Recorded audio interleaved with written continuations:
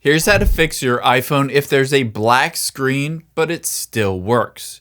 Now, here you can see my iPhone. If it doesn't respond to my touch or swiping or tapping on it or even pressing the buttons, but it is still on, there's an easy way to get that fixed without having to take it into Apple. We're going to use the physical buttons themselves.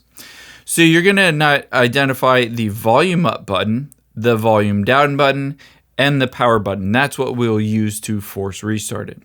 So what you're going to do is press volume up, press volume down, and then press and hold the side button. Now, when you hold it, you can see it says slide to power off, or your phone might be completely black, which is perfectly fine. You can see it goes black, but keep holding that power button until you see an Apple logo. When you see the Apple logo, lift your fingers off and you've done a force restart. This is completely safe for your iPhone, and a lot of times it fixes software bugs and glitches where it's not working. I hope this helps. If you enjoyed this video, check out the video over to my right. I think you'll really like that one too, and thanks for watching.